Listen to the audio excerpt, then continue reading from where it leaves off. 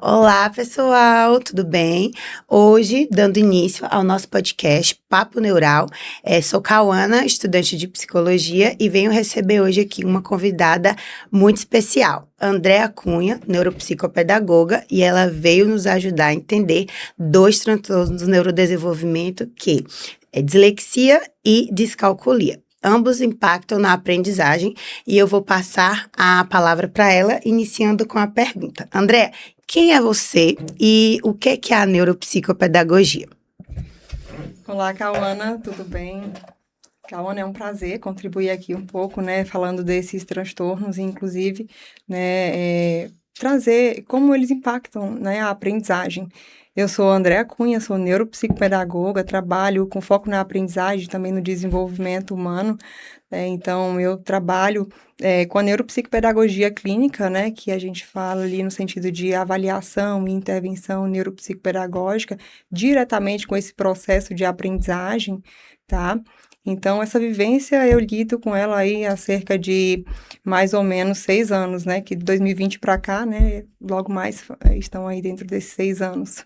Então, para iniciar sobre o assunto, como você explicaria para quem não conhece o termo, nunca ouviu falar, o que seria a dislexia? A dislexia, de forma simples, né, eu posso explicar, é uma dificuldade de aprendizagem específica da leitura, né, que pode impactar a escrita e também a ortografia. Essa dificuldade, ela pode apresentar em relação à troca de letras, leitura lenta, dificuldade na compreensão leitora, né, e não significa que esse sujeito tenha dificuldades intelectuais, tá? Não tem a ver com inteligência, ou mesmo, né, outros fatores, como muitos julgam, né, a preguiça, né, desinteresse, tá? Esse sujeito, ele tem potencial para aprender, no entanto, né, tem essas dificuldades aí e outras também, né? Realmente tem muito desse estereótipo mesmo. E aqui eu venho com outra pergunta que é muito interessante já para nossa área. Como que o psicólogo pode atuar em conjunto com a neuropsicopedagogia nesses casos, né, da dislexia e da descalculia? Bom, o psicólogo, ele é o profissional que vai ter ali vamos dizer, né, ele vai ter um olhar mais atento para as questões emocionais, né, esses transtornos. A dislexia é o transtorno específico de aprendizagem com prejuízo na leitura, né, hoje nós temos a nomenclatura com deficiência na leitura, então o psicólogo vai estar atuando ali, né, com os fatores das questões emocionais. Se a gente vem para a neuropsicologia, aí já adentra ali com a avaliação das questões cognitivas, né? Sim. Principalmente a questão do QI elevado, né? Ou entre outras questões também, para aprofundar.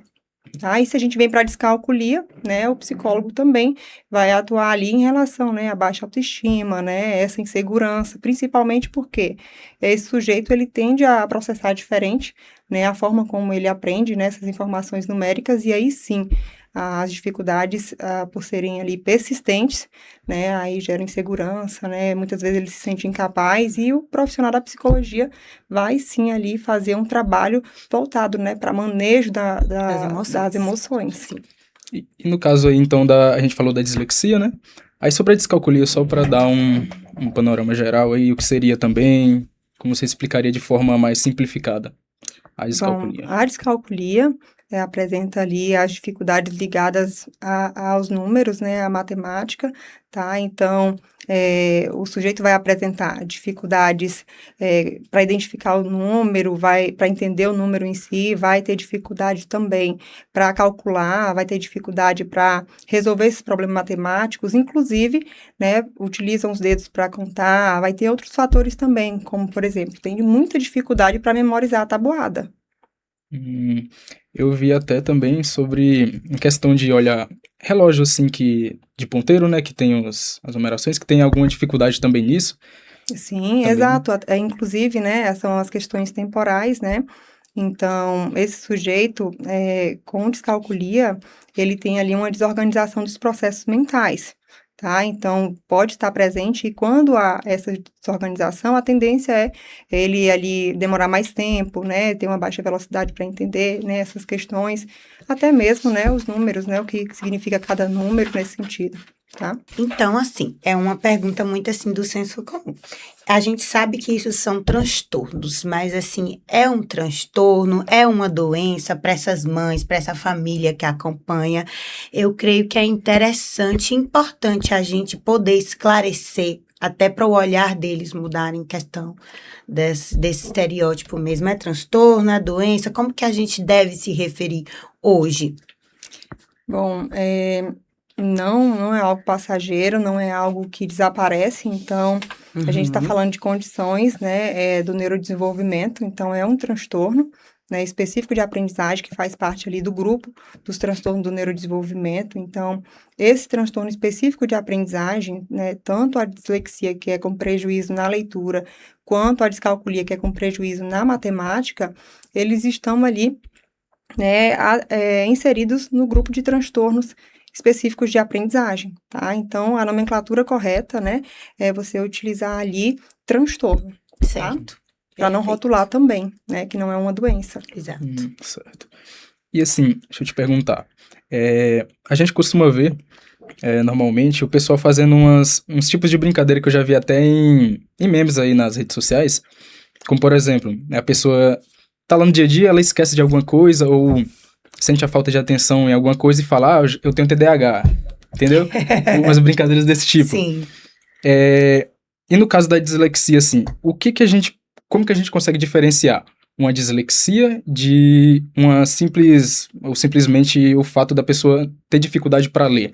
Porque, por exemplo, nesses casos que eu mencionei, a pessoa pega apenas uma característica, que seria a desatenção ou esquecimento de algo, e já fala que é o transtorno, entendeu? Então, como que a gente diferencia uma característica da pessoa para um transtorno de dislexia, por exemplo, a dificuldade de ler e o transtorno? A dificuldade para ler, né, essa dificuldade no processo de alfabetização, ela pode acontecer com qualquer pessoa. Então, não é algo que qualquer indivíduo pode, né, ter ali uma dificuldade nesse processo de leitura, de escrita e também de aritmética, tá? Mas aí, quando a gente vem falar da dislexia enquanto transtorno ali, nós estamos afirmando que esse sujeito vai ter dificuldades persistentes. Então, tem uma diferença aí, né? A dificuldade, ela é sanada, né, após um período de intervenção, e aí é descartada ali a hipótese, né, de um transtorno, por exemplo, como a dislexia, tá? Mas se a gente está falando de um transtorno, as dificuldades são persistentes, né, o próprio DSM-5 vem falar, né, que é um critério de diagnóstico, tá? E por no mínimo 6 meses, após um período de intervenção, tá? E aí, mesmo com intervenção, mesmo com as adaptações adequadas ali para esse sujeito, ainda assim persistem, né, essas dificuldades. Perfeito. A gente sabe que essas condições têm origens neurológicas, né? Como que o cérebro funciona nesses casos? Como é que seria o funcionamento de um cérebro dislexo? Tem origem neurológica e, inclusive, né, tem um funcionamento diferente, né? Eles processam a leitura, inclusive a escrita, que tem um impacto, né, quando a presença da dislexia, e também a matemática é processada de forma diferente, né? Por exemplo, na dislexia, né, o sujeito vai ter ali uma dificuldade muito grande nessa decodificação, principalmente na correspondência, né, para associar a letra aos sons, né, então, muitas vezes de forma lenta, né, então, tem esse prejuízo, então, demora mais tempo para poder conseguir alcançar aquela habilidade, e aí precisam de estratégias e tudo mais para que esse sujeito consiga, né, ter uma melhoria ali, né, uma amenização, um impacto mesmo. Perfeito. Certo. Agora passando para uma parte mais, digamos assim, de observação das pessoas que estão ao redor desses sujeitos que possuem aí o transtorno. Quais são os sinais ali durante a infância mesmo, os sinais mais comuns que os pais e professores eles podem perceber que pode dar um indicativo de que essa criança ou até mesmo, né, de um sujeito mais desenvolvido aí tenha dislexia ou descalculia? Quais os sinais mais comuns? Bom, nós temos aí, se a gente vem para a primeira infância, né, na educação infantil, já começam a surgir ali alguns sinais, por exemplo, a dificuldade da criança nomear letras, símbolos gráficos, aí a tendência a ter dificuldade também com os números, né, para rimar também, que é um fator muito importante, né, que vem dentro da consciência fonológica. Então, é estimulado nesse período, inclusive, a criança começa a ter ali dificuldades. Evita, né, participar de momentos que tenham músicas que tem aquele momento de rimar, né? Então, isso é algo que já começa ali, né, na educação infantil. Mas se aí se a gente vem falando mesmo do impacto maior mesmo, nós precisamos entender que aí na escolaridade formal, né, que a gente fala do primeiro, segundo ano, os primeiros anos ali do ensino fundamental, né, se persistem mais essas dificuldades. E aí eles estão trabalhando, né, com a leitura, com a habilidade de leituras e matemática, com maior precisão ali, né, algo que acontece no sentido de gerar outras dificuldades maiores, mesmo com a dificuldade, né, na leitura, no sentido de leitura lenta, imprecisa, né? Muitas das vezes o sujeito lê, mas aí ele não compreende o que está lendo, então tem outros fatores, né, que vão sendo, como se diz, né, ficando mais nítidos, né, nesse período, assim. Perfeito.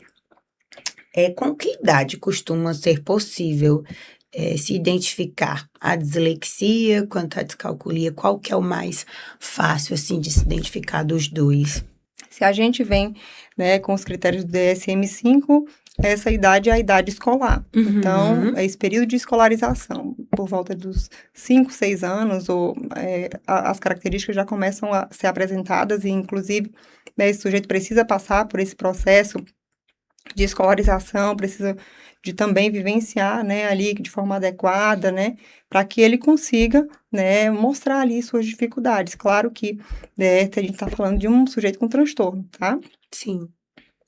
Então, no caso, a gente tem, assim, um transtorno que ele provavelmente só vai ser identificado ali a partir da segunda infância, vamos dizer assim. Tem toda uma janela de tempo que a gente pode perder de neuroplasticidade, né? De falta de estímulo adequado, né? Porque a gente sabe que a intervenção precoce, ela existiria, mas assim, a gente pode entender que a dislexia e a descalculia, ela vai passando despercebida ali pela infância. É verdade? É por isso que é preciso se atentar, Uhum. né? Então, tanto os pais quanto os professores precisam de ter esse olhar mais atento. Uhum. Né? Na educação infantil, a gente percebe alguns sinais, né? Atraso de fala, por exemplo, de 2 para 3 anos, é comum acontecer, né? Dentro dos critérios de dislexia.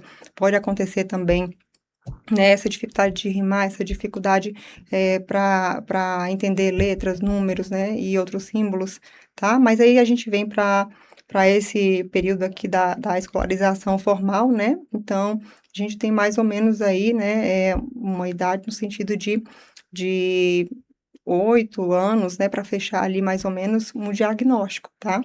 Pois é. Pronto. Aí, A importância. e já falando sobre, pegando o gancho aí do diagnóstico, como que é feito esse diagnóstico, né? Quem é que pode diagnosticar com esses transtornos? Bom, o diagnóstico, ele é feito, né, por uma equipe multidisciplinar.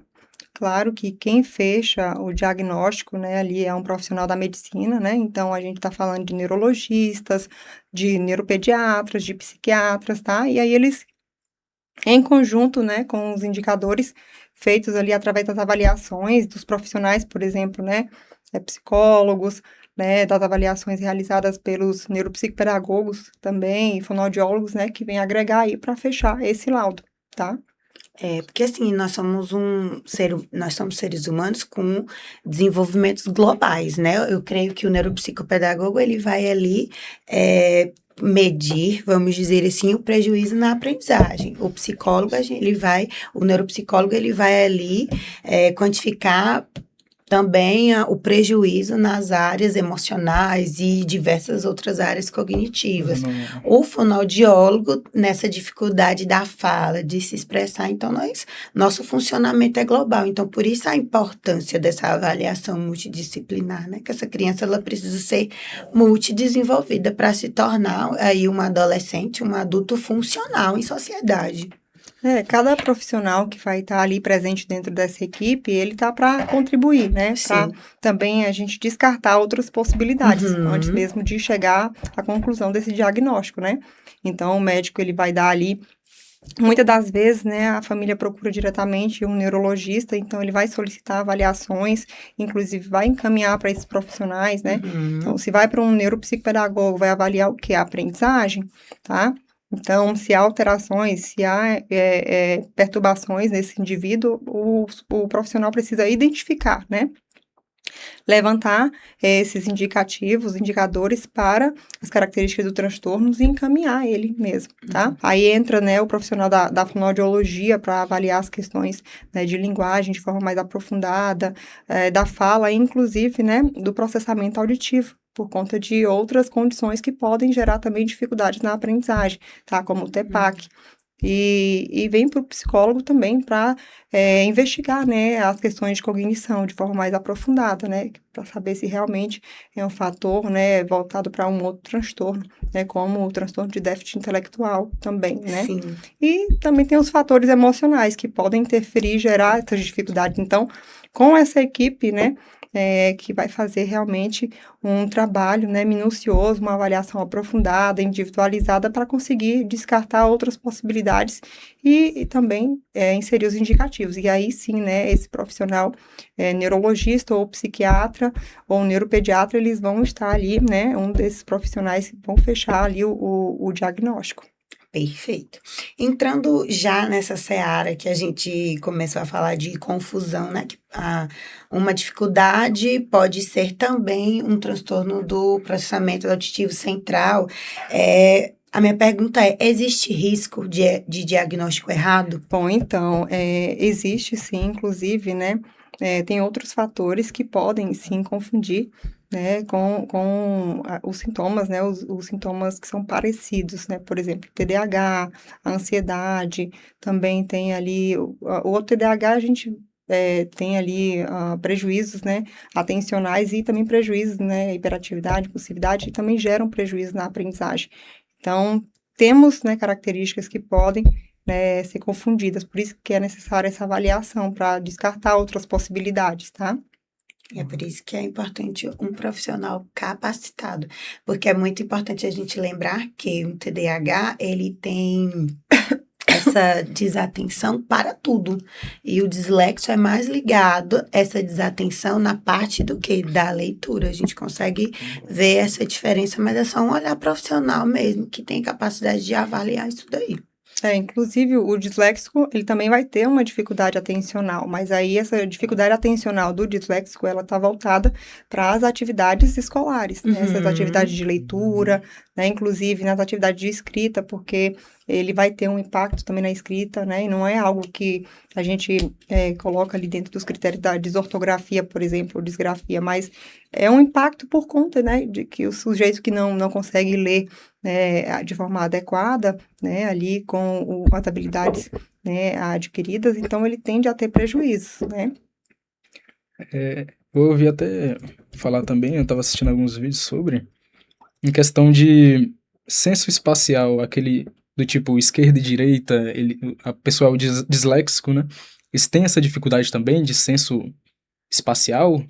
Sim, é comum, inclusive na primeira infância, né? Eu falo assim, na educação infantil, quando se trabalha, começa a trabalhar essa noção espacial, né? Direita, esquerda. Muitas das vezes o disléxico, ele começa a confundir ali as letras. Por quê? Porque são letras parecidas, né? E aí ele tem dificuldade para seguir as orientações, então tem que ser um passo de cada vez, então, para que ele não se perca nesse sentido, né? E aí você vai ver, né, na prática, quando ele colocar, muitas das vezes, né, ali umas letras, né, com inversões, tá? Então, pode confundir, né, o 3 com a letra E, então pode acontecer nesse sentido, né? Quando o sujeito ainda não formalizou esse direito esquerda, e na dislexia é algo que é muito presente, né? Então, Já foi falado, né, que ele pode aparecer junto ali com o TDAH, por exemplo, sim, né, e com outros transtornos também, eles podem estar associados e podem ser diagnosticados, por exemplo, uma pessoa com TDAH, com dislexia e descalculia, por exemplo. pode acontecer, né? E o próprio DSM-5, ele vem trazer, né, essa fundamentação aí, que as habilidades acadêmicas, né, essas dificuldades acadêmicas, elas podem, né, estarem juntas, né? Então, bem como com o TDAH, por exemplo, né? Pode acontecer de ter descalculia, dislexia e também o TDAH associado, né? São comórbidos, né? É algo que a gente vem trazendo para a nossa realidade, cerca de 30%, né? Podem ter ali comorbidades. Eu vou entrar agora numa área assim da autoestima e da saúde mental. A gente sabe que muitas vezes o profissional de neuropsicopedagogia ele vai receber uma criança ali, muitas vezes essa criança chega desregulada, com problemas assim que não são devidos a questões de aprendizagem, né? Então, como que você vê no seu histórico ali de atendimento os prejuízos na saúde mental e emocional de muitas crianças que têm esses transtornos? Bom, a criança com, vamos colocar assim, né? A criança com dislexia e também com descalculia, ou outros transtornos também, né? Elas tendem a ter ali prejuízos emocionais, no sentido de uma insegurança, se sentem incapazes, né? Então, geram ali frustrações, né? Porque elas tentam e às vezes não conseguem acompanhar, né? Aquele mesmo parâmetro da turma, que já está alfabetizado, já está lendo. Então, começa a desencadear ali uma ansiedade, né? Também prejuízos emocionais. Então, é algo assim que o profissional da psicologia, né, vai ter um acolhimento mais acentuado nesse sentido, principalmente para fazer manejo, né, para poder acolher mesmo essa criança. E vai ajudar, né, esse sujeito a se sentir capaz, né, vai se sentir mais seguro, inclusive para aceitar as intervenções posteriormente, né, que são feitas com ele, tá? Não são fáceis, né? As intervenções de estimulação Não ali são cansa fáceis. muito. Então, eu imagino que muitas crianças que chegam para a neuropsicopedagogia são encaminhadas para a psicologia. Eu vejo que é um trabalho, assim, muitas vezes conjunto, né? E elas apresentam ali um abalo emocional, né, que é algo assim que a gente fica até, né, tem que ter um emocional também, né, Tem que, ali equilibrado para lidar com sim. a situação, porque muitas das vezes choram, chegam assim, né, se sentindo incapaz. Eu tive recentemente mesmo com uma criança que ela chorava muito, né, eu tenho um diagnóstico de dislexia e de TDAH, então ela tá vivenciando ali, né, dentro desses dois transtornos, e o choro é frequente, ela relatava que não aguentava mais, então, assim, você sente a dor da criança. Sim, Então, ela precisa de ajuda psicológica sim, também, com né, para essas certeza. questões emocionais, tá? Então, como a gente estava falando anteriormente também, sobre a questão dos sinais que são percebidos ali durante a infância, creio que muitos podem passar despercebidos, né? E alguns indivíduos chegam até a fase adulta e descobrem somente ali na fase adulta que eles têm esse transtorno, né? Então passaram a vida tendo prejuízos, mas somente na fase adulta tiveram realmente o diagnóstico. Já chegou para você casos desse tipo, de pessoas que tiveram diagnóstico apenas ali na fase adulta? Sim, é muito comum, né, chegar nessa fase adulta, né, e o sujeito buscar essa ajuda. Inclusive, eles passam por muitas dificuldades, né, chegam na fase adulta com outros fatores, né, com identificação como ansiedade, depressão, entre outras questões. E aí, quando chega o diagnóstico, né, eles sentem ali um alívio, né, dentro do consultório é comum acontecer, principalmente porque quando está na fase adulta, você quer ter o entendimento. Por que isso aconteceu, né? E ainda está acontecendo. Porque como é um transtorno, não, as dificuldades, elas não desaparecem. Então, esse sujeito, ele precisa compreender e essa compreensão é que dá um alívio para ela, né? Perfeito. Entrando na parte infantil novamente, a gente sabe que muitos dos pais, mães, familiares, eles depositam na criança uma carga imensa de expectativas que estão assim somente na cabeça deles, na nossa cabeça, que eu também sou mãe, eu sei como é que isso funciona, então a gente precisa já levando para esse lado de aconselhamento mesmo, a gente precisa separar essas duas coisas. A criança, ela é um ser totalmente distinto, com vontades, pensamentos, ideais dela. Mas o que a gente vê no dia a dia é os pais, eles transferem esses quereres para a criança e chega no seu consultório lá um pai e uma mãe que recebe esse diagnóstico, né, de dislexia, de descalculia. Como que é a reação, assim, dessa família? Muitos pais que chegam no consultório, muitas das vezes eles sentem medo, né? Se sentem também, como você mesmo falou aí, uma angústia, né? Outros se sentem também culpados, né, diante da situação, porque eles geram ali uma expectativa. E aí a criança chega a certa idade, não está alfabetizada, né? Está tendo outros prejuízos. Então, nesse sentido, né, os pais eles buscam esse entendimento. E aí, depois que eles recebem as orientações, eles passam ali a compreender, né, que, por exemplo, o laudo, né, o diagnóstico, não o laudo, né, o diagnóstico, ele não limita, né, essa vivência da criança, e sim é o ponto de partida, né, para poder ter ali as intervenções adequadas, as adaptações também que são feitas, né, e nos demais ambientes de convívio com a criança. Perfeito. Certo. Então, quando a criança ali chega, né, na clínica para poder tratar sobre esse transtorno, qual que é o trabalho assim concreto mesmo que a neuropsicopedagogia ela faz com essa criança com o transtorno de descalculia ou dislexia? Bom, a gente trabalha com a estimulação, né? Então, o sujeito ele vai passar por uma avaliação para a gente identificar quais são as dificuldades e também as potencialidades, e aí, posteriormente, a gente traça um plano de intervenção para fazer essa estimulação das habilidades prejudicadas. Então, vai vivenciar ali um treinamento, né, das habilidades de leitura, escrita, né, das habilidades matemáticas, e inclusive, né, a memória, a atenção, tá? Por conta de que a memória ela é muito prejudicada, né? Essa memória que a gente fala aqui é a memória de curto prazo, a memória de trabalho. Então, a gente precisa de estimular também para que esse sujeito ele tenha ali menor impacto, né, na sua vida posteriormente. Maravilha. Eu ia perguntar aqui sobre a questão multidisciplinar, mas a gente já abordou, então eu vou para a próxima pergunta, que é: a escola tem responsabilidade legal em adaptar o ensino? Como que funciona isso na prática para essas pessoas que têm essa condição?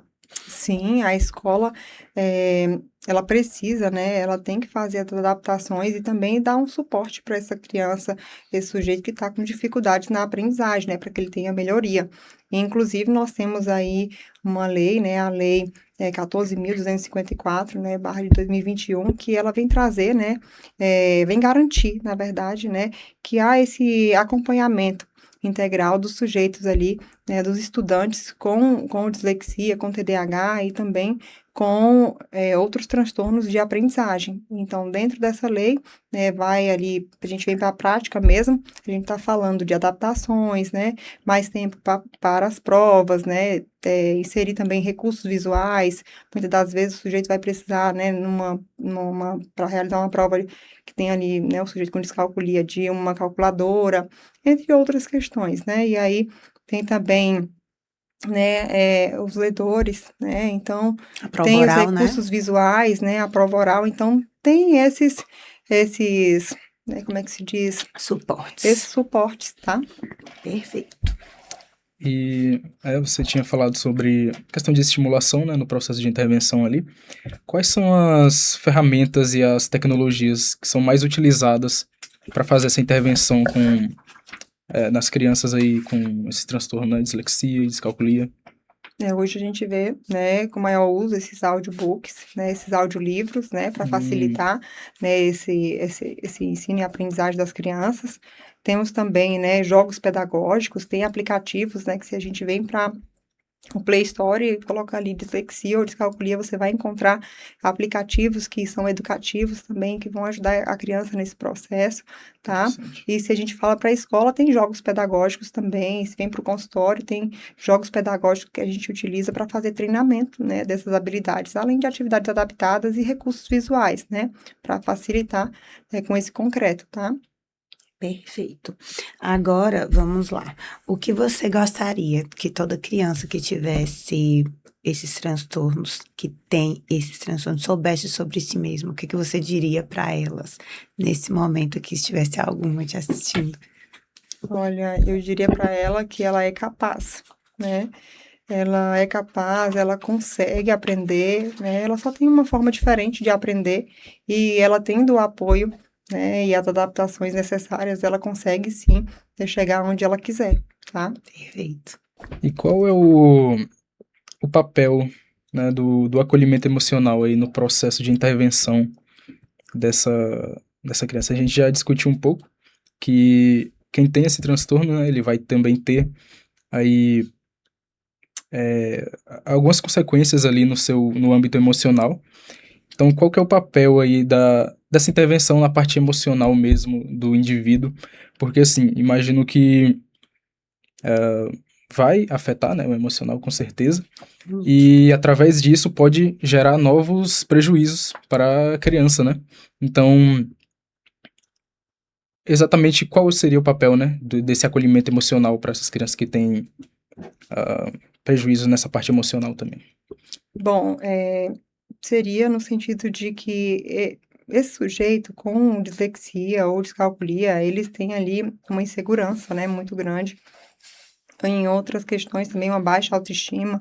E esse acolhimento vai fazer com que esse sujeito que tem ali esse transtorno, que ele se sinta seguro, que se sinta confiante também, né? Confie mais em si. Esse acolhimento, ele vai dar a esse sujeito uma segurança, né? Até para ele se sentir confortável diante desse período de intervenção. Perfeito.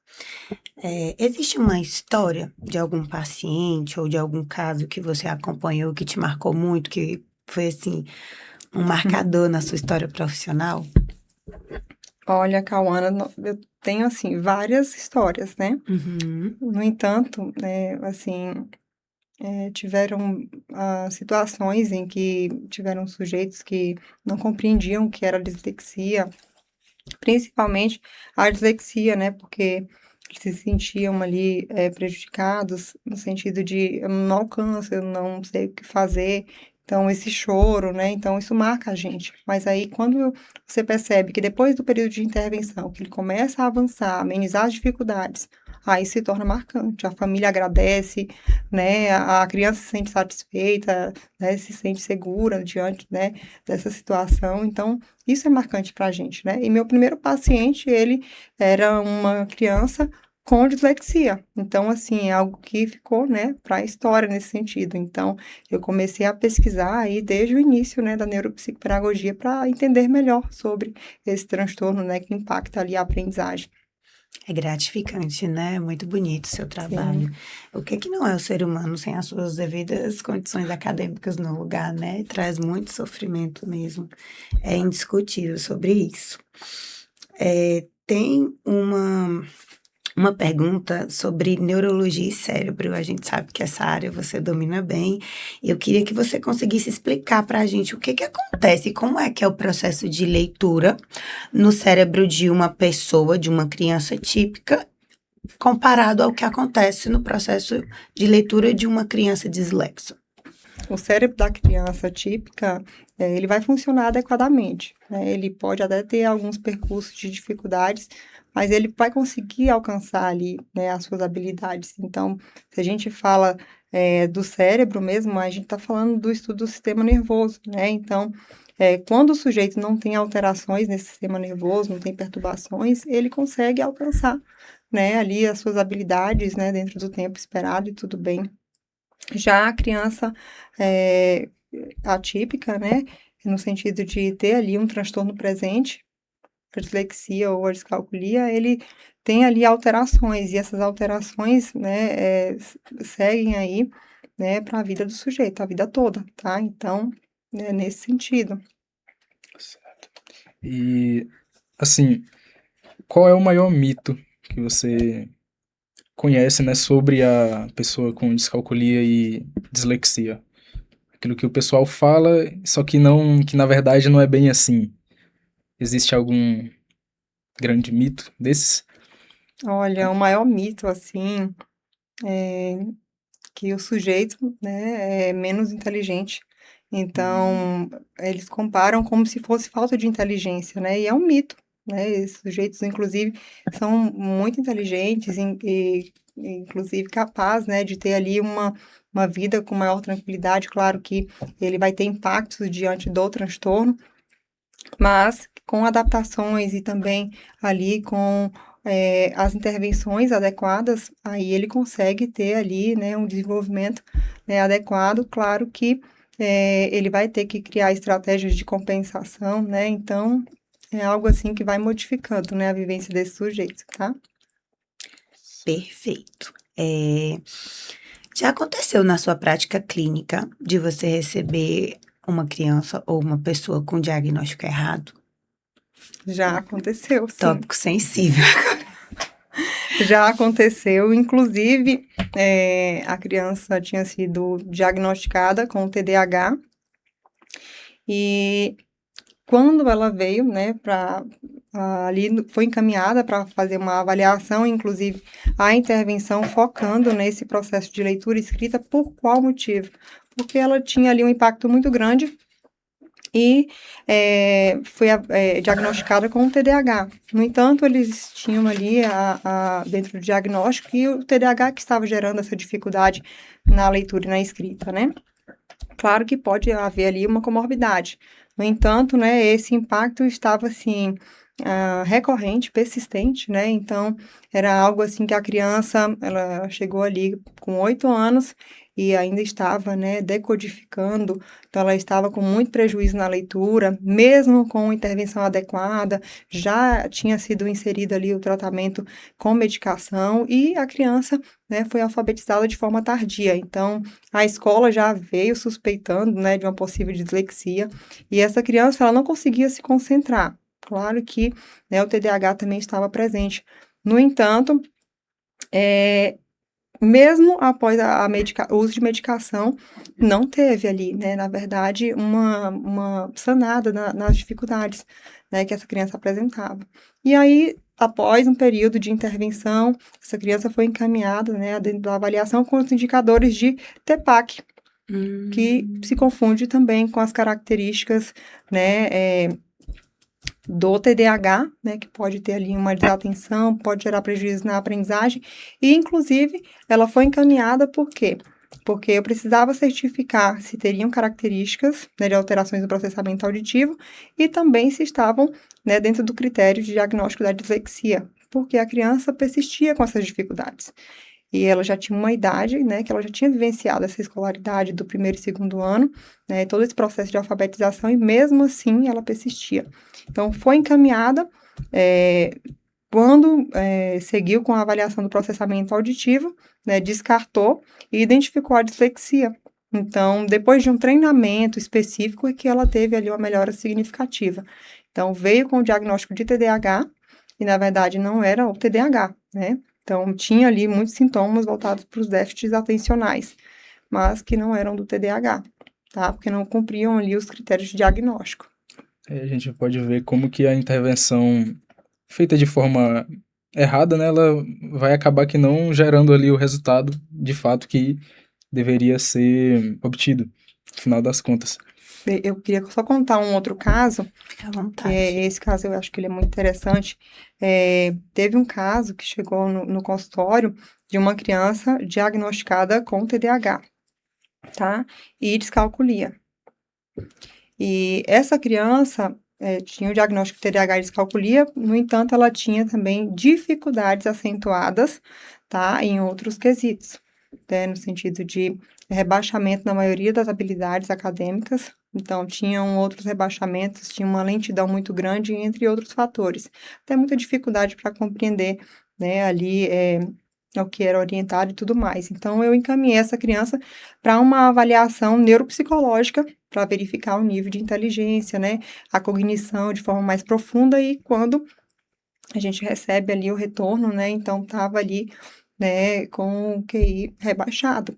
Então, não se tratava mesmo de um TDAH, não se tratava mesmo de um outro fator voltado para a descalculia, né, ele estava dentro dos critérios de diagnóstico, né, do transtorno de déficit intelectual, tá? E aí, esse sujeito, ele tinha ali um rebaixamento em todas as áreas. Uhum. E como foi um diagnóstico precoce, nessa identificação dele, inclusive a descalculia por volta de quase 8 anos, não tinha feito a avaliação neuropsicológica, né, que teria que ter sido ali, Que é o que é também um orientado, né? passo para poder identificar de fato se não teria, né, uma outra possibilidade. É. E é um tópico muito sensível, porque quando a gente fala de avaliação errada, a gente não se trata só de um erro profissional, a gente trata de janela de tempo. Olha só, a criança já está com 8 anos. Exato. A gente parte toda dessa janela de primeira, de segunda infância, de plasticidade cerebral mesmo, que é onde o cérebro dela está em desenvolvimento maior, assim, que é nos primeiros anos, né? Então, é a parte que a gente mais tem sucesso para receber intervenção e estimulação. Exatamente. Então, olha o desgaste que essa criança passou, fora que a avaliação é uma coisa muito chata para a criança. Imagina você passar de 10 a 12 sessões Exato. para chegar num diagnóstico errado e não receber a intervenção e a estimulação adequada.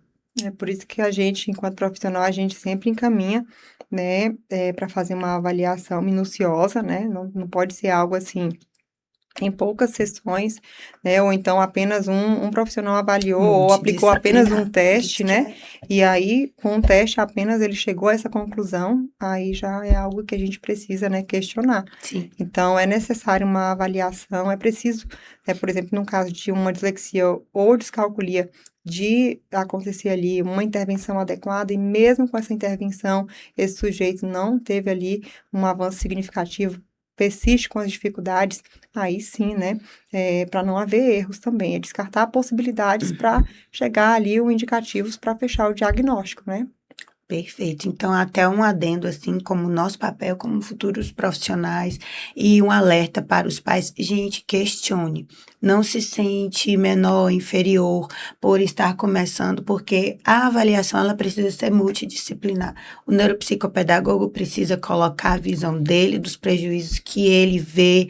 O neuropsicólogo precisa colocar a visão dele ali em todas as partes cognitivas e emocionais. O fono precisa falar e a escola também precisa ser ouvida. É um ponto muito importante, porque são ângulos de visões diferentes, né? Eu vejo Exato. a minha área vê de uma forma, o professor que também está ali, que é essa convivência cotidiana. Tem aluno que passa 8 horas, tem dias diários na escola, então a visão dos professores também é Sim, pode primordial. até haver uma diferença de comportamento nesses diversos ambientes, né, Sim, da com criança. Em certeza. casa ela comporta de uma forma, Sim. Exato. na escola se comporta de outra. Então é bom sempre estar atento aí nos ambientes em que ela está inserida, né?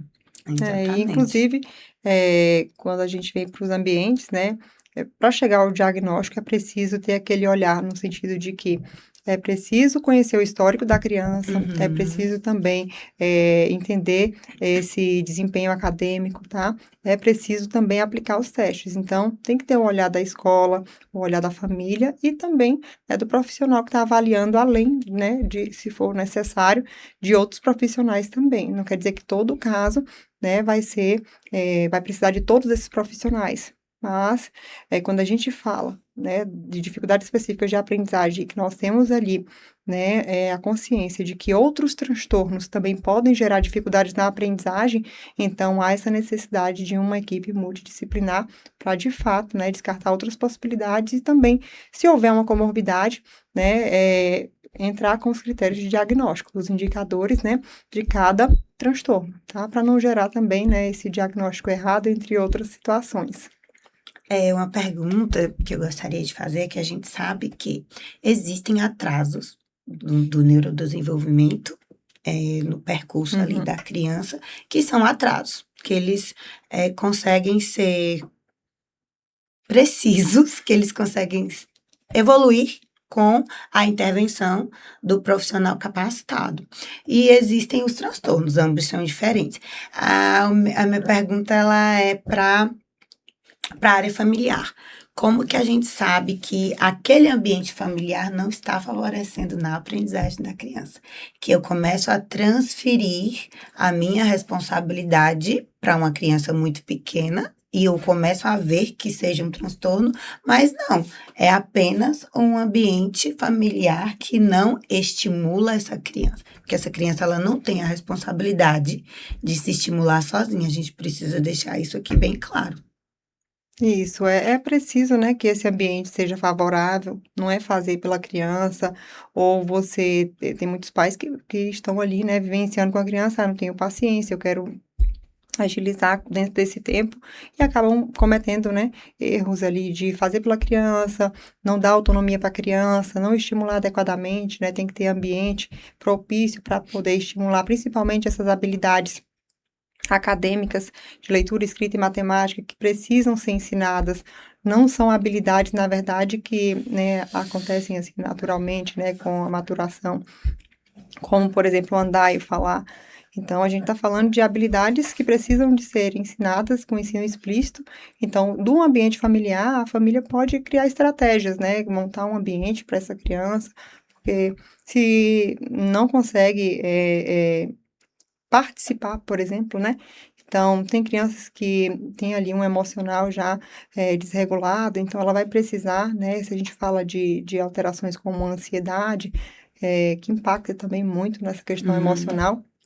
Então, essa criança vai precisar de ter aquela parceria junto com, por exemplo, a mãe ou o pai, né? Fazer uma leitura juntos, né? Uma leitura compartilhada, propiciar um momento de responder à atividade, lendo e respondendo junto com a criança, né? Para que ela se sinta mais segura também, né?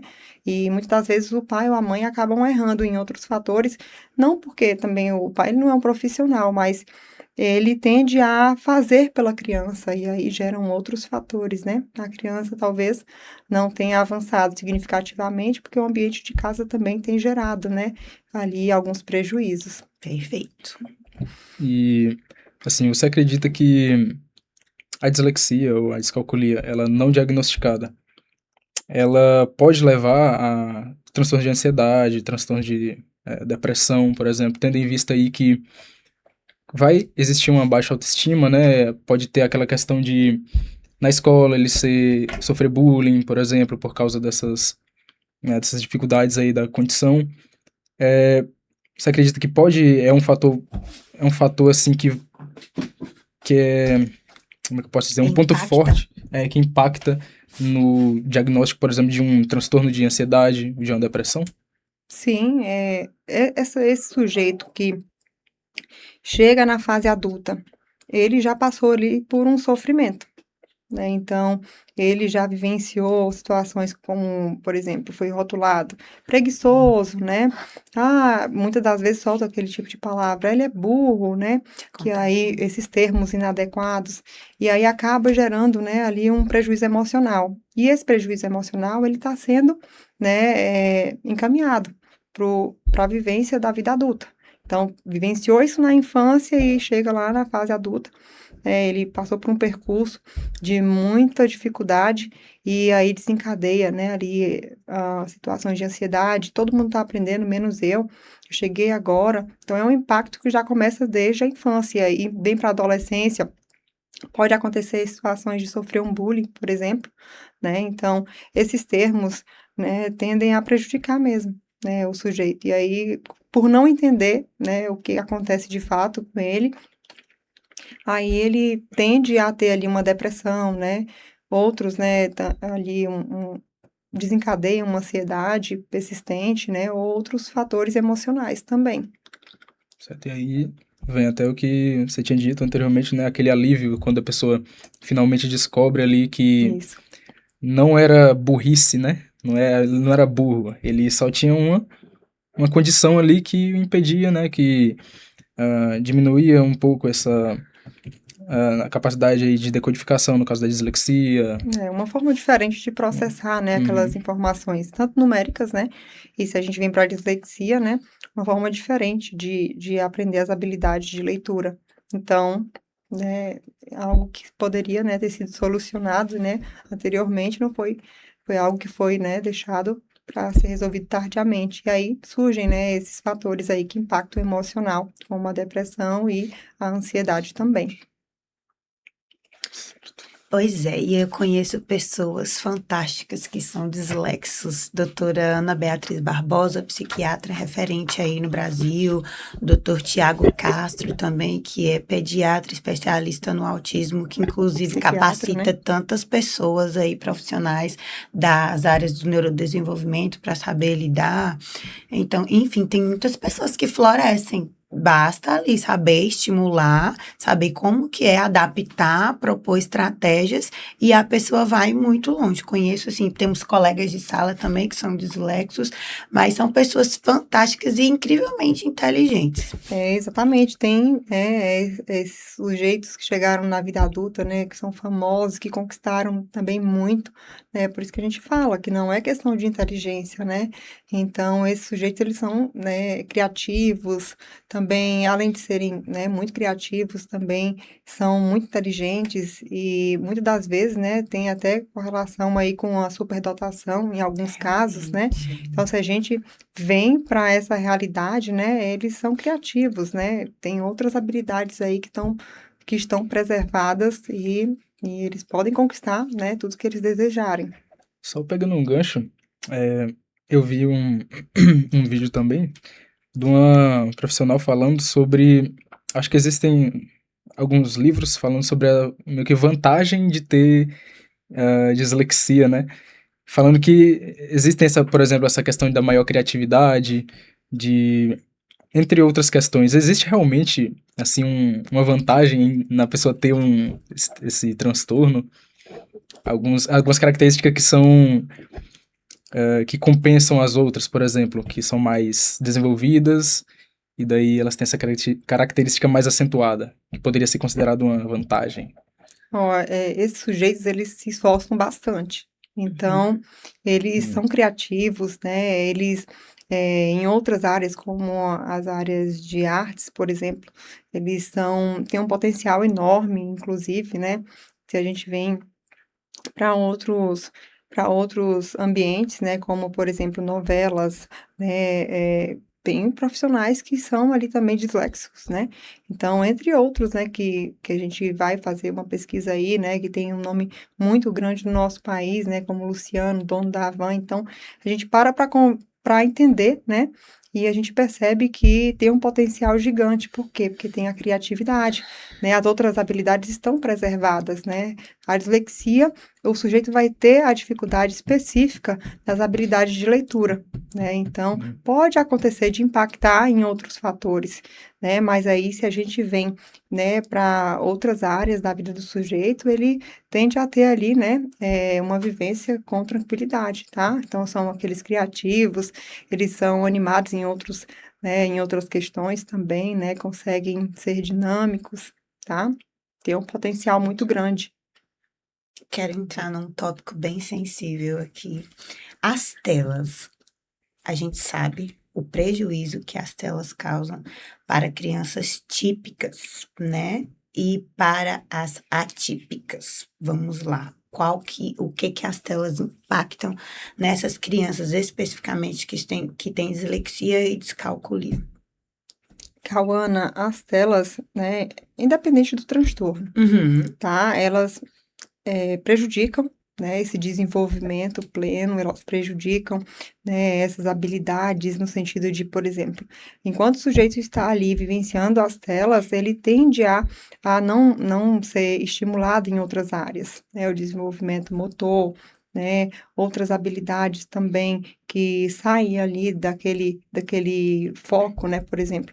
Ali ele está trabalhando uma habilidade quando a gente vem para jogos, principalmente, né, que aí se a gente fala de crianças, né, as crianças elas focam muito tempo dentro de jogos e tendem a se limitar. Claro que vai trabalhar o raciocínio, estratégia, entre outras questões, mas se no tempo adequado, não é algo Dependendo prejudicial, do jogo, né? né? A depender do jogo. É. Mas aí, né, a gente, enquanto adulto, que tem que fazer esse controle, né? Por isso que a gente precisa assistir o que a criança, né, de forma antecipada, o que a criança vai estar presente, vivenciando dentro de um jogo, por exemplo, né?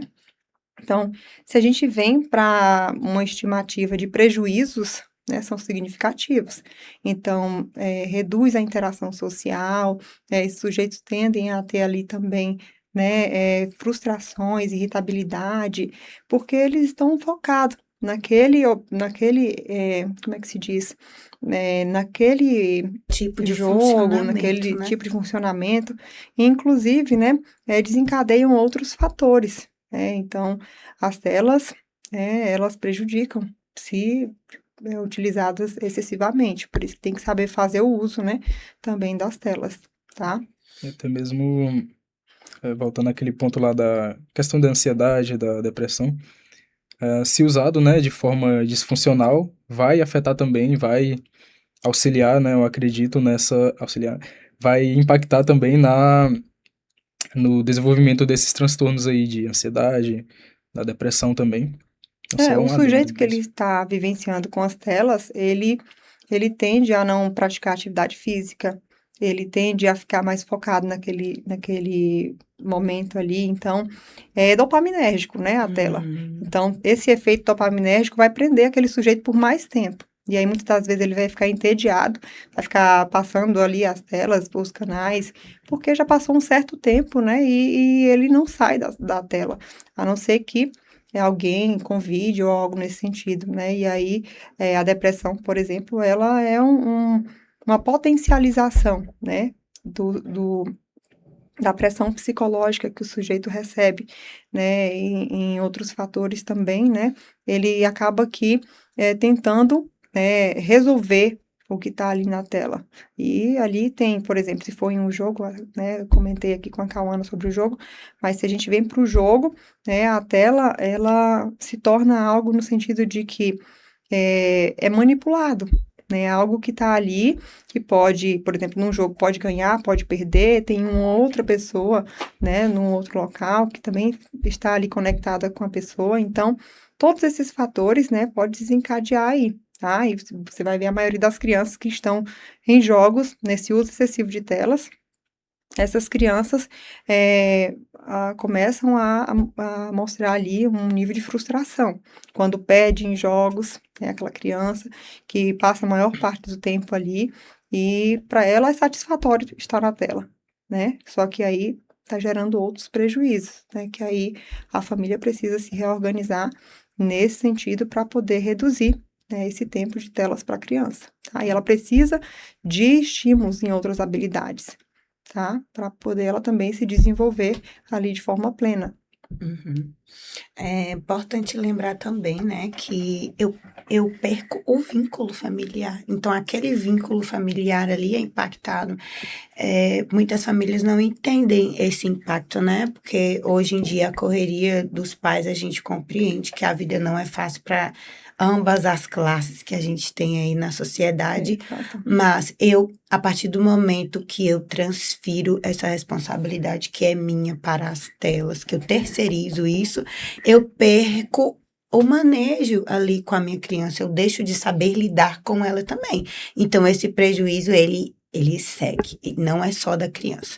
Eu perco o vínculo, perdendo o vínculo, meu filho deixa de me escutar, eu não sou mais uma pessoa tão interessante, ele não me obedece mais, ele não vê prazer ali nas práticas familiares, prazer em jogar uma Exato. bola, eu não tenho prazer de estar com os meus amigos porque eu permaneço aqui nesse mundo online, que isso abre portas, se a gente for entrar nesse tópico aqui, abre portas para pornografia, abre portas para pedofilia. Então, assim, Exatamente. o perigo de uma criança trancafiada dentro de um quarto é o mesmo perigo de uma criança sozinha numa praça à noite, escura, que ninguém tá vendo.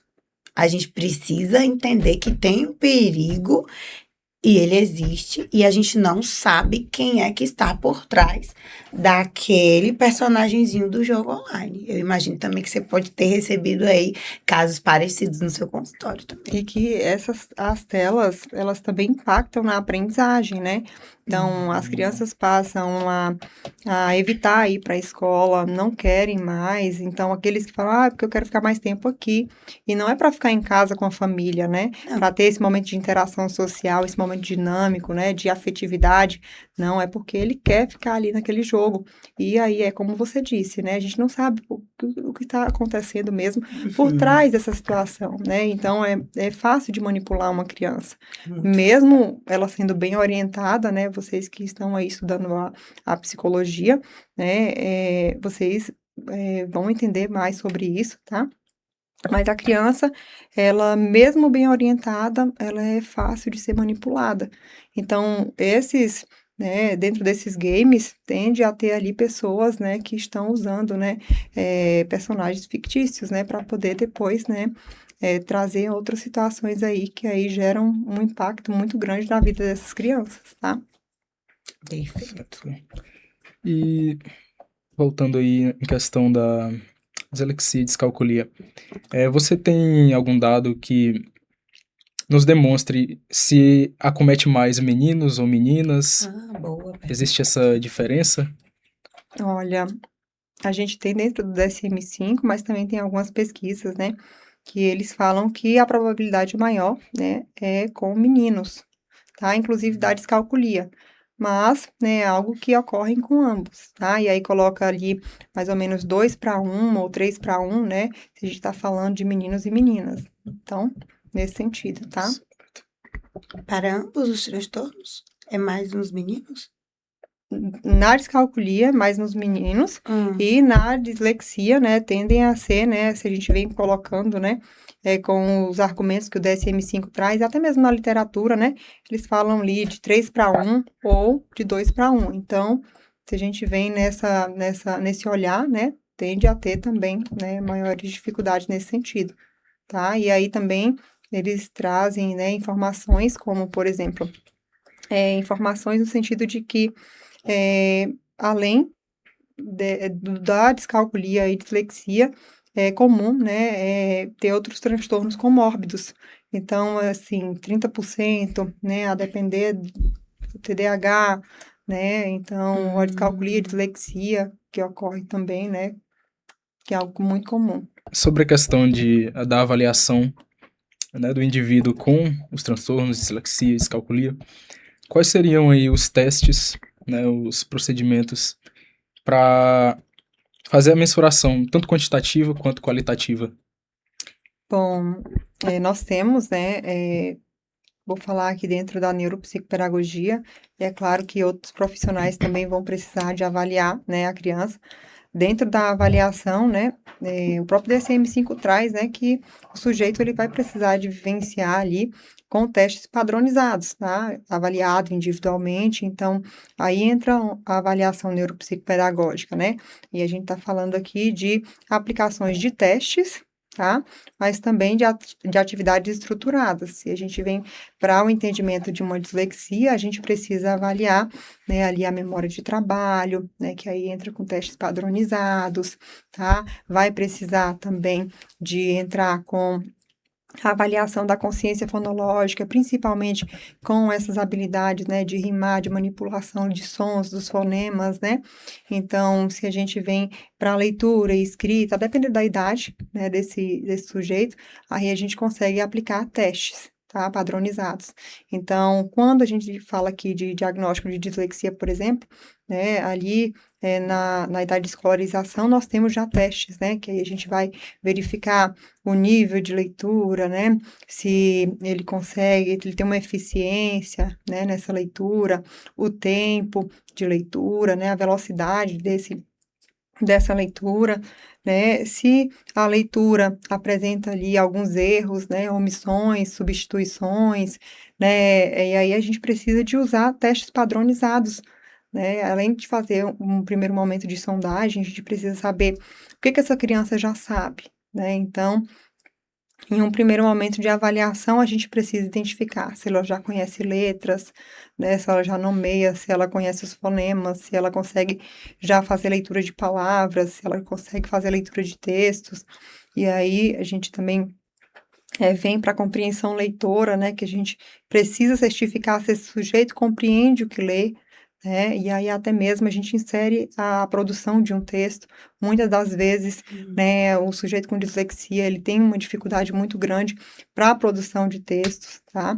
Então, ele tem ali uma forma desconectada, né? Ele não consegue fazer tem uma desordem, né? Essa desorganização dos processos mentais que aí interferem, né, nesse momento de produzir o texto. Então, ele precisa organizar mentalmente e aí ele acaba não fazendo, né, aquela estrutura de início, meio e fim, né? E aí pode também impactar na escrita e a gente precisa também aplicar testes padronizados para levantar, né, informações da escrita, e a gente tem dentro desses testes, por exemplo, o TDE, né, que a gente avalia ali, né, as habilidades acadêmicas básicas, leitura, escrita e matemática, tá, para verificar se aquele sujeito está alcançando ou se ele está abaixo do esperado para a faixa etária dele, né, o que é esperado para aquela idade e ano escolar. Então, é feita uma avaliação minuciosa com as aplicações de testes, né? Para a memória de trabalho, eu insiro o cubo de Corse.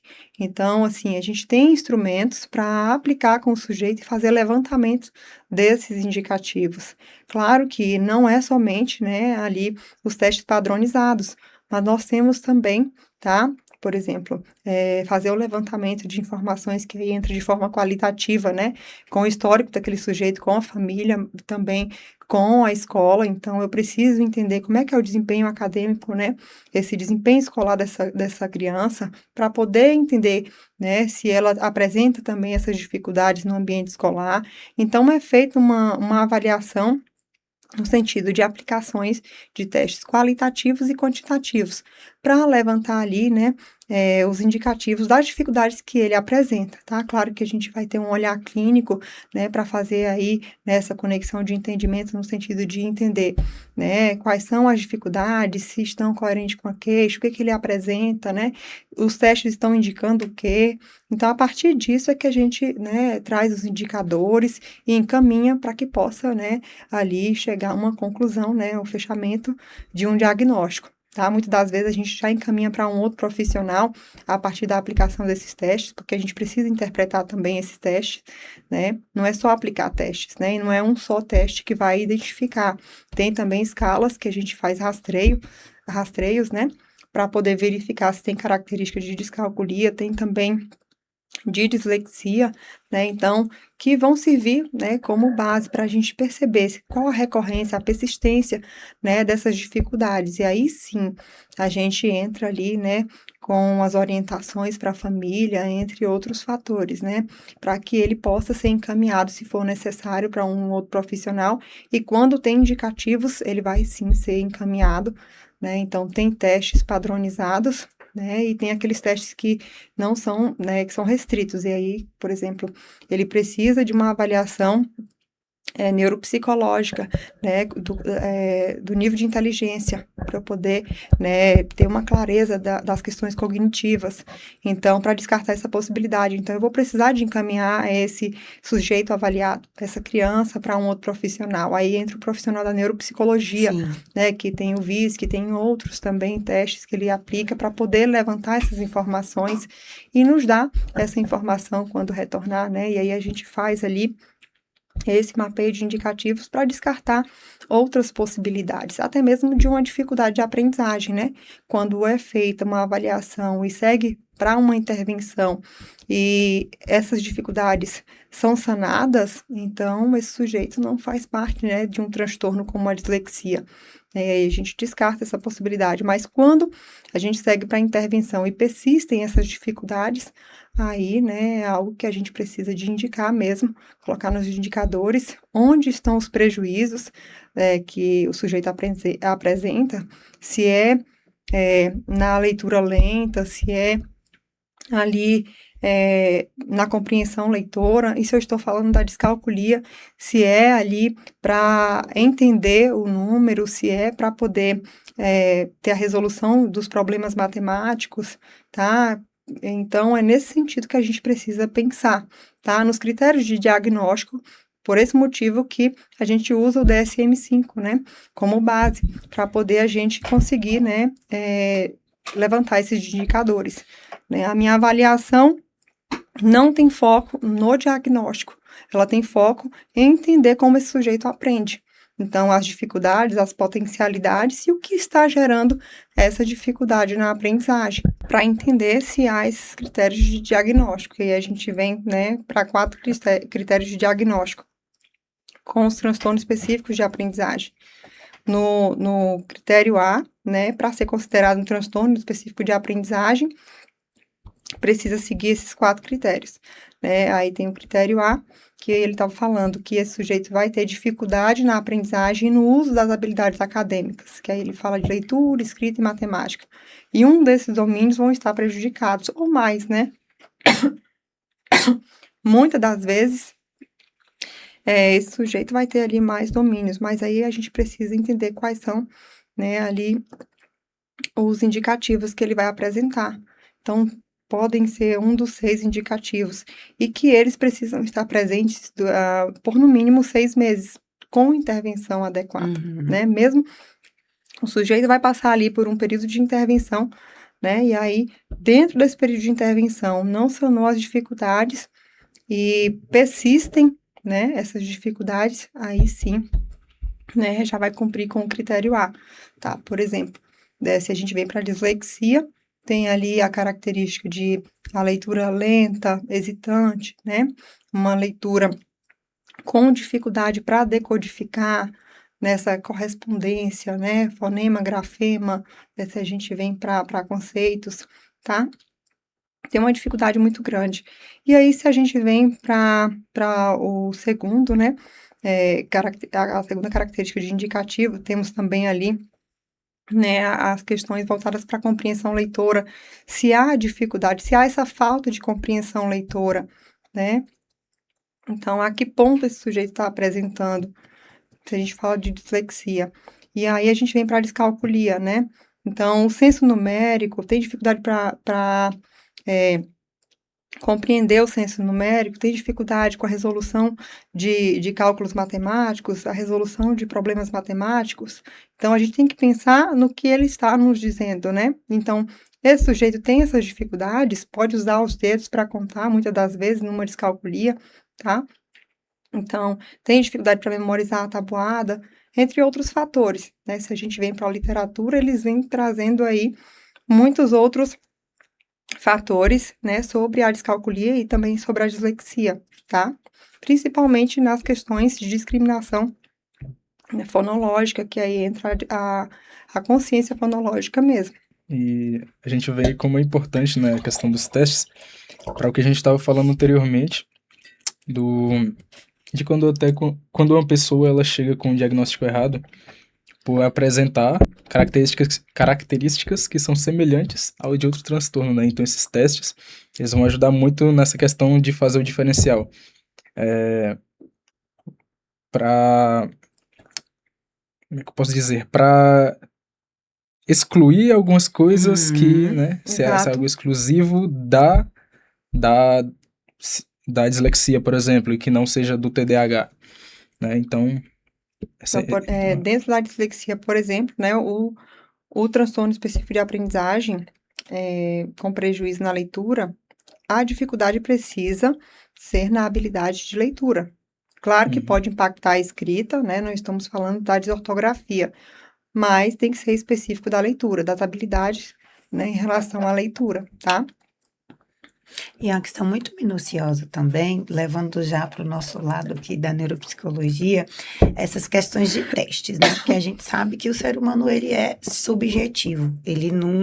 A gente não vai conseguir moldar todos os seres humanos dentro de critérios do DSM. Assim, tem critérios do transtorno, eles existem, eles precisam ser seguidos.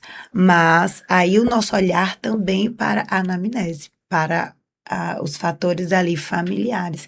Então, essa questão da avaliação para a gente fazer esse rastreio, para a gente passar esse pente fino, a gente tem que ouvir o pai, a gente tem que ouvir a mãe, a gente precisa ouvir Saber do todos histórico, né? os ambientes em que esta criança frequenta. Se for um adulto, eu quero ouvir o cônjuge, eu quero ouvir o namorado, o ex. Gente, é um diagnóstico, é uma coisa séria. A gente precisa ampliar esse olhar. O ser humano, ele é diverso, ele não se encaixa em um manual, Exatamente, né? o feeling clínico tá aí. O nosso professor sempre fala que ele consegue avaliar um paciente desde quando ele está lá dentro do consultório dele e ele está ouvendo o paciente lá na recepção pela câmera. Então, assim, ele vê que chegou uma queixa para TEA, mas o menino está super social ali, até a nível 2, vamos dizer assim, aí a criança está lá super social com a galera da recepção, beija, abraça, ele já levanta assim, então ele sabe que ele tem que ter uma atenção ali, num diagnóstico diferencial para a TEA, vamos dizer, né? Há questões mesmo do TDAH, a mãe chega falando, porque meu filho não memoriza nada, o meu filho não se lembra, mas na verdade o problema dele não é na memória. É na atenção, porque para se ter memória, o primeiro processo básico ali que vai precisar é ter a atenção, senão não codifica, não retém, então não tenho memória, né? Então, assim, o olhar profissional é primordial, a gente não pode chegar naquela criança, é desatenta, é estabanada, porque às vezes não é. Às vezes a gente precisa de um olhar para a gente ter um diagnóstico ali diferencial, às vezes é como você fala, né, o transtorno do processamento auditivo central, ele é muito próximo ali do TDAH, mas as intervenções são diferentes. Então, se a gente ter qualquer avaliação, qualquer diagnóstico, a intervenção vai ser diferente, aquele indivíduo não vai florescer, né? Exato. E ali o nosso impacto maior, o nosso objetivo maior é que o indivíduo floresça. E para ter uma intervenção adequada, a gente precisa, de fato, identificar o que, de fato, ele apresenta, né? O sujeito, ele tem ali um TDAH, por exemplo, né? As características são outras, né? Tem outros critérios de diagnóstico. Se a gente vem para a dislexia, tem os critérios do diagnóstico. Então, ele precisa ali, né, estar dentro desses critérios. Não tem como ser um ou outro, né? Então, pode acontecer de ter, né, ali transtornos comórbidos. Então, assim, a dislexia mais o TDAH, né, a dislexia mais o TEA. Então, tem outras situações, né, que aí precisam de uma investigação minuciosa. Por isso que a gente encaminha, né, exatamente por esse motivo, para descartar as possibilidades de não ter um diagnóstico, né, errado ali. Então, é exatamente esse diagnóstico diferencial, né, você, por exemplo, as competências da linguagem, da fala e, inclusive, do processamento auditivo, a fono vai se aprofundar nelas. Então, assim, eu aplico um teste para verificar a consciência fonológica. Enquanto neuropsicopedagoga, percebo que a criança tem dificuldades para discriminações, né, dos sons. Então, tem dificuldade para compreender o que o outro fala, tem dificuldade, às vezes fica, o quê? Não entendi. Então, é nesse histórico, como você mencionou, que ali, sim, né, vão ter ali indicativos. Claro que a gente não levanta hipóteses iniciais, né, até porque não é esse o objetivo, mas o histórico da criança, né, você ouvindo os pais, você passa a entender, né, se teve ali alterações nesse desenvolvimento, se teve ensino adequado, se ele teve também, né, ali as condições necessárias para que ele pudesse evoluir, né? A gente falando aqui da dislexia, por exemplo, se ele não está inserido no ambiente escolar, não está escolarizado, esse é um critério para que ele não esteja dentro da dislexia, né? Não pode. Nesse então, sentido, não pode. Então, tem que pensar nessas questões, nessas minúcias, né? Para que, de fato, né, chegue a um indicativo e que feche um diagnóstico coerente com o que o sujeito apresenta, tá? Para fechar, eu queria trazer um olhar muito sobre as necessidades básicas. A gente sabe que muitas crianças, independente de classe, mas muitas delas em vulnerabilidade social, elas não têm acesso ao básico. Então, como é que eu vou chegar e vou dizer que essa criança é dislexa se ela não toma café para ir para a escola, ou se a refeição que ela tem é a da escola? E o estímulo que ela tem também é somente o da escola, ela não tem uma figura ali para estimular, para se responsabilizar por esse quesito. Então, eu vejo que, além dos testes, além de tudo isso que a profissão nos dá, tanto da neuropsicopedagogia, da neuropsicologia, da psicologia em si, que são ferramentas validadas cientificamente, a gente precisa olhar para o básico. E tem profissional que esquece de olhar para o básico. Esses dias mesmo, num treinamento que eu estava fazendo online, eu vi que uma mãe tentou trazer um filho em fase de vestibular, que é, assim, lógico, o senso comum, né? Com queixa de TDAH ou de dislexia, algo parecido.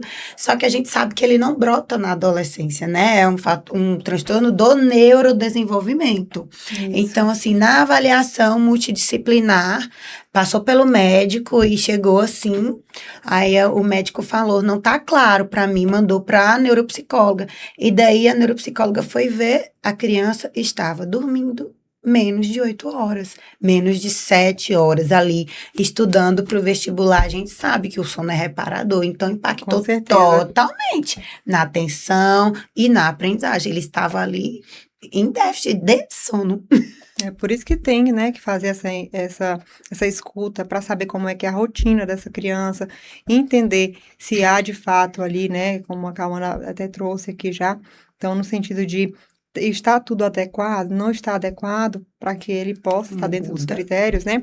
Não que esses sujeitos com né, necessidades ali básicas, ele não tenha, não vai estar também dentro do critério de diagnóstico, mas aí a gente vai ter que utilizar outros fatores para entendimento, né? Por exemplo, ele vivenciou esse passo a passo do processo de leitura e escrita, ele teve um reforço escolar, ele não teve, ele teve uma intervenção, a escola fez algo por esse sujeito que pudesse, né, ajudar ele a ter uma melhoria, ele teve um apoio pedagógico para que ele pudesse avançar nesse processo de leitura e mesmo assim ele não alcançou. Aí a gente precisa ter essas informações também, né? Por isso que é importante escutar a família, escutar também a escola, né? Para saber como é que foi esse desempenho, se essas dificuldades já estavam presentes, né? Muito antes, né? Como eu tinha dito para vocês aqui, em relação, né? Ali na educação infantil, já tinham outros indicativos, então a gente precisa se atentar aos detalhes, tá? Claro que outros fatores, como este que você acabou de citar aí, podem impactar, inclusive, né, o sujeito ter dificuldades ali na aprendizagem, ele não consegue naquele momento, é algo pontual, né? Ele não conseguir reter a informação porque ele não dormiu bem, então ele vai precisar de um sono reparador, ele vai precisar de uma rotina, muitas das vezes não tem uma rotina. Então, essas adaptações vão ser feitas para que ele tenha uma rotina, inclusive, né, é algo que o disléxico ele tem muito prejuízo dessas questões, então ele vai precisar de uma rotina de ter clareza de recursos visuais, então nem sempre, né, em condições desfavoráveis, né, esse sujeito é por conta de um transtorno, então por isso que tem que ter essa avaliação minuciosa por vários profissionais, né, até chegar a uma conclusão diagnóstica mesmo. Gente, queria agradecer muitíssimo aqui ao Casarão Coworking. Por favor, vocês sigam, @Casarão Coworking, que é quem nos disponibilizou o espaço para a gente fazer esse podcast. Tá, vamos deixar também aqui ao lado o link para vocês conferirem as opções que vocês podem contratar também. O pessoal aqui é super maravilhoso, eles vão adaptar a qualquer tema que vocês quiserem trazer. A Andréia vai falar agora as redes sociais dela para que vocês possam seguir para ter conteúdo de qualidade, para nortear aí a gente no nosso dia a dia. Se vocês tiverem aí a rede social, o Instagram, tá? Podem acessar lá, vai estar Andréa Cunha, tá? E no @ Andréa Cunha .neuropp, né, que ali é uma redução da neuropsicopedagogia, então é algo muito fácil para vocês acessarem aí, podem seguir, fiquem à vontade, né, sejam bem-vindos na minha página do Instagram. E eu também tenho, né, o contato do WhatsApp, que é um contato que eu faço, né, de forma profissional, se precisar da avaliação e também da intervenção neuropsicopedagógica, vocês vão me encontrar aí no telefone 77, né, 9997-5899, né, esse é o telefone que vocês vão me encontrar, inclusive, né, no perfil do meu Instagram está lá, né, inserido para vocês acessarem o link, viu? Muito obrigada. A gente queria agradecer pelo nosso professor Eronilson. Através dele, nós conseguimos fazer uma pesquisa bibliográfica assim, bastante extensa para nos esclarecer sobre esses 2 transtornos, todos os critérios de avaliação e também como esse olhar e escuta sensível, né, que nos acompanham como profissionais. Então, não poderia de agradecer aqui o nosso professor queridíssimo, professor Eronilson, neuropsicólogo aí, para quem quiser e precisar de uma avaliação neuropsicológica. Temos essa pessoa de referência na cidade para estar acolhendo as famílias, tá? Que se sintam necessitadas no momento.